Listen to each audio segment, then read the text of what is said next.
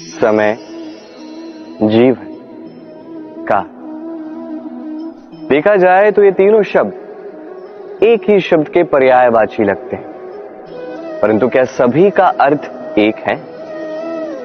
कदापि। हाँ, ये समय चलता है, जीवन चलता है, काल चक्र भी चलता है।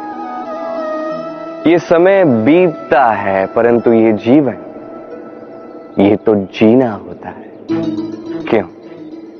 अब जीवन में कुछ कीजिए, कुछ भी ना कीजिए, जीवन वैसे ही बीत जाएगा, आपको पता भी नहीं चलेगा। पर इस जीवन को बिताना नहीं है, इसे जीना है।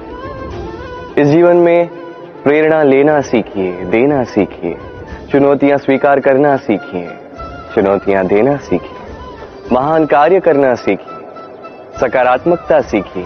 जीवन जीना क्या है, ये आप सीख जाएंगे। क्योंकि पल बीतता है, समस्त युग बीत जाता है, किंतु जीवन की रीत उसे बिताना नहीं, जीवन को जीना है। इस मिले हुए जीवन को पूर्ण रूप से अनुभव करना है, नए मार्ग बनाना। अब यदि यही जीवन जीते समय बस सोच के देखिए, यदि मन में प्रेम हो, सद्भावना हो,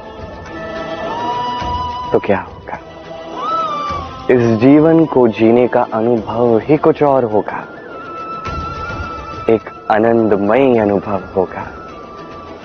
तो यही कीजिए और मेरे साथ प्रेम से कहिएगा, राधे राधे। मन में जब भी कोई प्रश्न उठता है, कोई दुविधा आती है, तो हम जाते हैं हमारे गुरु के पास, हमारे आराध्य के पास, और उनसे पूछते हैं। ऐसे ही एक दिन मैं पहुंचा अपने आराध्य के पास, मेरे महादेव के पास, और मैंने उनसे प्रश्न किया कि महादेव, जीवन में आनंद, उत्सव मनाने का, प्रेम बांटने का, जीवन खुल के जीने का सबसे श्रेष्ठ समय कौन सा है? महादेव मुस्कुराए और उन्होंने कहा, जीवन में उत्सव मनाने का सबसे श्रेष्ठ दिन है मृत्यु से एक दिन पहले। प्रेम बांटने का सबसे श्रेष्ठ पल है मृत्यु से एक पल पहले। जीवन खुल के जीने का सबसे श्रेष्ठ प्रहर है मृत्यु से एक प्रहर पहले। अब मैं चकित हो गया, मैंने कहा, किंतु महादेव, मृत्यु तो अनिश्चित है, हमें ज्ञात नहीं कब हमारी मृत्यु होगी। महादेव पुनः मुस्कुराए, उन्होंने कहा कि यदि हम जीवन ऐसे व्यतीत करें, यदि हम जीवन का हर एक दिन, हर एक पल, हर एक प्रहर अंतिम समझें, तो हमारा समस्त जीवन आनंद में ही व्यतीत होगा। क्यों? तो आप भी ये बात स्मरण रखिए और मेरे साथ प्रेम से कहिए, राधे राधे। जीवन में आगे बढ़ने के लिए हमें किसकी आवश्यकता है? माता पिता, मित्र, प्रेम, सहायता, धन, परिश्रम, आस। अनेक लोग हैं, अनेक विकल्प चुनते हैं। यदि मैं आपको बताऊं तो विजय और पराजय का मंत्र दो ही शब्दों पर टिका हुआ है, मानना और ठानना। मान लोगे तो हार जाओगे, यदि ठान लोगे तो निश्चित रूप से जीत जाओगे। जब कभी आप थके हो, दुखी हो, जब आप टूट चुके हो, तो मानना नहीं कि आप टूट चुके हो, अन्यथा हार जाओगे। तब उल्टा ठान लेना कि चाहे जो कुछ भी हो जाए, मैं जीतूं।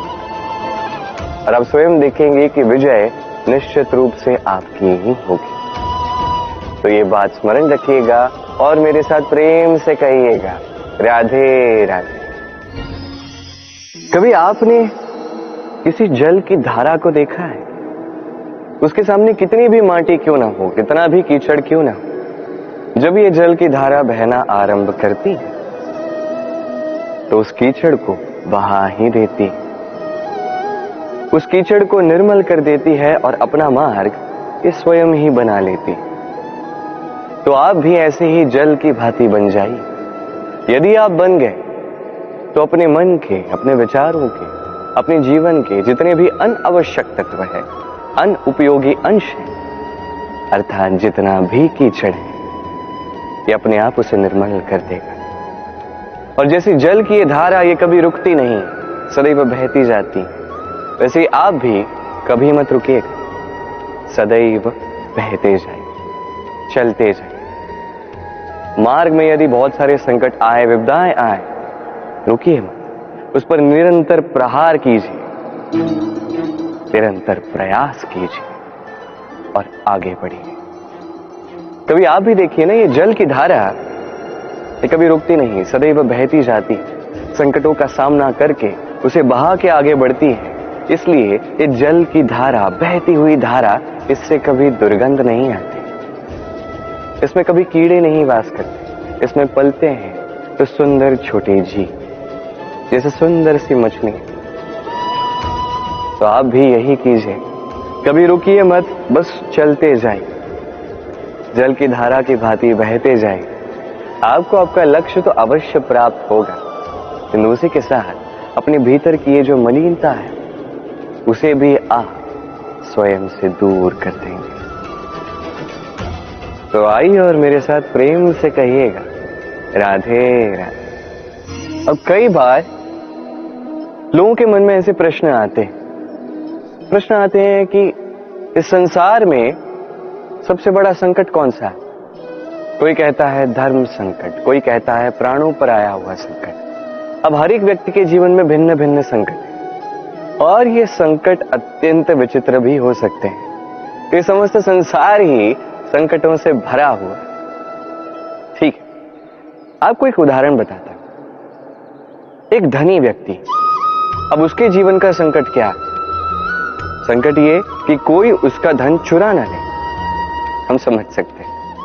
अब एक चोर, उसके जीवन का संकट क्या है कि चोरी करते समय एक आने वाली खांसी यदि रोकी नहीं गई तो वो उसे पकड़वा देगी, है कि नहीं?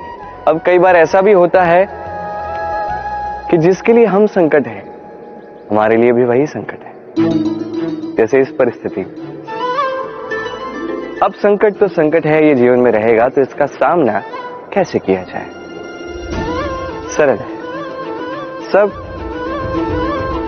इस पर निर्भर करता है, मन पर। इस मन को साध लीजिए, सब ठीक होगा।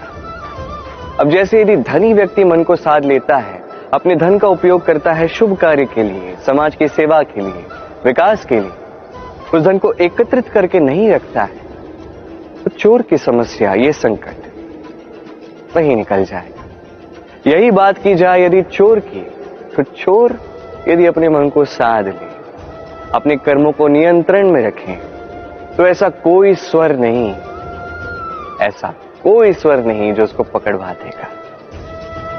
लेकिन जीवन में संकट चाहे जितना भी बड़ा हो, जैसा भी हो, कवच एक ही है, और इस कवच का नाम है आत्मनियंत्रण। स्वयं के मन को नियंत्रण में रखना, ये अपने जीवन में लाकर तो देखिए। जब लाओगे तब आप देखोगे कि संकट तो जीवन में आते हैं जाते हैं, परंतु उन संकटों का सामना आप ऐसे कर सकते हैं। तो यही कीजिए और मेरे साथ प्रेम से कहिएगा,